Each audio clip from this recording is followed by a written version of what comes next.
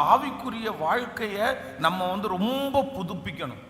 அப்போஸ்தலனாகிய பேதுருவை குறித்து வேதம் சொல்லுது, சிறைச்சாலையிலே படுத்து தூங்கினான் அப்படின்னு வேதம் சொல்லுது. அப்போஸ்தலனாகிய பவுலை குறித்து வேதம் சொல்லுகிறது, விரியன் பாம்பு கையில் கடிச்சதுக்கு அப்புறம் கூட அவன் அதை குறித்து பயப்படவே இல்லைன்னு வேதம் சொல்லுகிறது. அப்போ அப்போஸ்தலனாகிய பேதுருவை குறித்து சொல்லுகிறது, உன்னை நாங்கள் சிலுவையில் அறைய போகிறோம் அப்படின்னு சொல்லும்போது என்னை தலைகீழாக சிலுவையில் அறைங்க அப்படின்னு தன்னை ஒப்பு கொடுத்தவர். இப்படியே பரிசுத்தவான்கள் எல்லாரும் அப்படி என்னன்னா, கஷ்டமான பாதையிலே, மிகவும் நெருக்கமான பாதையிலே, நம்ம பயப்படுகிற சூழ்நிலையிலே, நம்ம கவலைப்படுகிற நிறைய சூழ்நிலையில அவங்க கவலையும் படல, அவங்க பயமும் படல. ஏன் அவங்க கவலைப்படல? நம்மள மாதிரி அவங்களும் ஒரு மனுஷங்க தானே.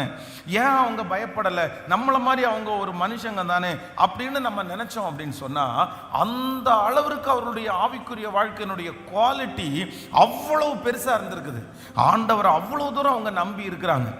அதனாலதான் அத்தனை பிரச்சனை, உபத்திரமோ, வியாகுலமோ, பசியோ, பட்டினியோ, நிர்வாணமோ, நாசமோசமோ, இவை அனைத்தும் கிறிஸ்துவின் அன்பை விட்டு என்னை பிரிக்க மாட்டாது என்று நிச்சயித்திருக்கிறேன்.